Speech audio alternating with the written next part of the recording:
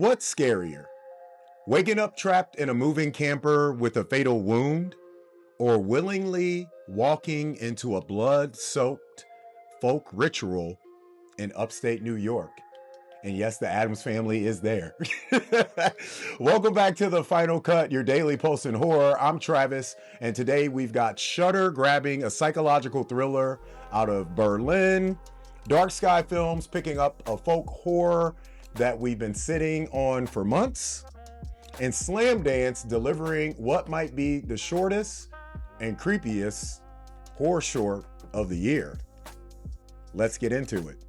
Before we dive in though, let's not forget about those sponsors. Over at GRUV, don't forget you still got Five Nights at Freddy's 2 Steelbook, which is available now. You can still pre-order it. Welcome to Derry Season 1 dropping May 5th. And Outbreak, the classic virus film, is still up for pre-order in 4K and Blu-ray. And don't forget Metalheads, Deathstalker is available now on DVD and Blu-ray. If you're building that cult shelf, head to GRUV and lock those in before they disappear. Over at Fanatical, you know it's Resident Evil season. Resident Evil Requiem is still available with that exclusive bonus. Doom, The Dark Ages, yes, the first-person shooter classic from back in the day, 71% off. And unfortunately, the Living Dead comic collection has expired. But if you don't want to miss any of those bundles expiring, make sure you sign up for the Fanatical newsletter and you'll never miss one of those drops. All right, let's dig in to today's top story. First up, Hellcat sells to Shudder. That's right, Shudder has picked up North American rights to Hellcat, the psychological horror thriller from first-time director Brock Bodell. You guys probably remember us talking about this film around this time last year for South by Southwest. The premise: a woman wakes up with a severe wound inside a moving camper. The driver tells her she has 1 hour to reach medical help or she dies. As the clock ticks down, her perception of reality starts slipping. Is the driver trying to save her, or is he the real threat? It's contained, it's tense, it's psychological, and it also premiered at Fantasia to positive reception. Shudder continues stacking its lineup with around 30 releases a year. And if you look at recent acquisitions, Old School almost now, Late Night with the Devil, and then newer things like Oddity and the Ugly Stepsister, big shout out to Oscar acclaims there. They're clearly leaning into curated psychological horror. My question for you guys though is, do you prefer tight single location thrillers or expansive supernatural horror? This kind of plays on a question from yesterday's show about hotel. That's the name of the movie. This is what they're doing out here right now, folks. It's not, hey, don't blame the messenger, man. But let me know your guys' thoughts on the pickup of Hellcat by Shudder in the comments ahead. Next up, this one is personal. If you've been following HMU for a minute, you know we interviewed a filmmaker last year, and she told us about a project involving Emily Bennett, who's a favorite of ours, and we were told to keep it quiet. Now it's live, and that project is Bloodshine, and it has officially been acquired by Dark Sky Films. I'm not going to tell you guys who the director is. Go back and watch my interviews. You'll find out very fast. It's being described as, especially if you notice I've interviewed them more than once, and you know I don't really interview a lot of people more than once. But in regards to Bloodshine, it's being described as arthouse folk horror with visceral gore. Emily Bennett stars as Clara, a devout zealot practicing sacred rituals in isolation. David Call plays a horror filmmaker who gets pulled into her increasingly extreme spiritual practices. Faith, flesh, transformation, obsession from a husband and wife couple that are making horror movies, right? And from everything we've seen that leans into that elevated hallucinatory folk horror space, Dark Sky is a strong home for it. They definitely understand niche horror audiences. My question for you guys, though, is folk horror having a quiet resurgence right now? Speaking of Shudder, there's also a pretty good documentary about folk horror that is dropping. Make sure you check that out as well. But let me know your answers in the comments ahead. I'm not going to tell you what it is. Get your butt on Shudder and find out. And finally, this one's kind of wild.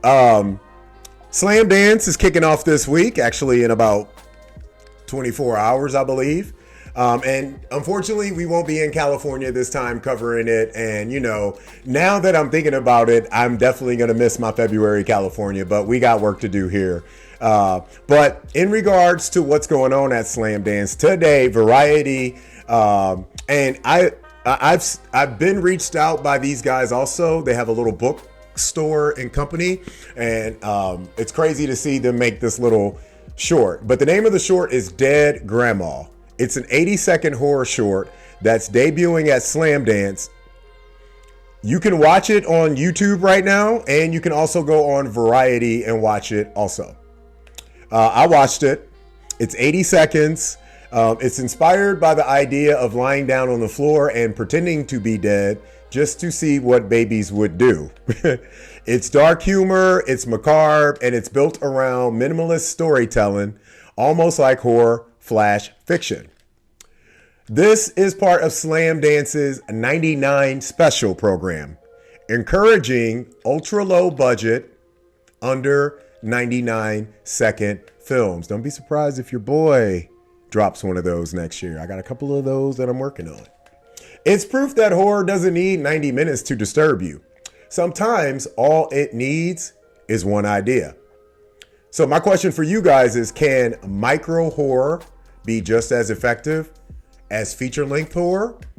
I will disagree on it being as effective, but it has a place. It's necessary for sure, but I don't think it could ever be as effective as a great feature-length film. Now, are there some horror shorts that are better than feature-length films? Hell yeah. Are there some feature-length films that would be better if they were shorts? Hell yeah. But I don't think micro horror is as effective. But for this upcoming generation, scrolling, ladies and gentlemen, that might be just the future of horror right there. Let me know your answers and thoughts in the comments ahead. Today's take. What's interesting about today's lineup is range.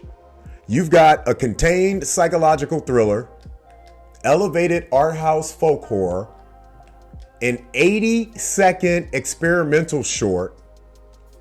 Horror right now isn't one thing. It's elastic, it's global, experimental. I ain't even say that word right, and I don't even care right now. And platforms like Shudder and companies like Dark Sky are betting that audiences want variety, experimental, not formula. That is definitely a good sign, though. Real talk, though, I want to hear from you. Vote in today's Spotify poll. Out of all these projects, which has you most interested? Hellcat, Bloodshine, Dead Grandma. You can actually search Hellcat on Horror Movies Uncut website and find our review of the film on there to get you a little bit more into it. No spoilers, of course. But make sure you vote. We actually use results to guide Friday's Today's Take and certain other stories that we work on. And if you got horror news tips, indie projects, or festival finds, I got a really cool one that just got DM'd to me before I took my walk, my evening stroll, which I always do before I record. DM us at HMUNCUT. It might get featured on the show, and more than likely, what just got sent to me will be on tomorrow's show, but we'll see. There could be some other things that come out. You never know until you know. That's it for today's episode of The Final Cut, your daily post in horror. As always, new episodes dropping daily, Monday through Friday. Stay sharp, stay curious. Make sure to like, hit the thumbs up, subscribe, tell your friends about the show.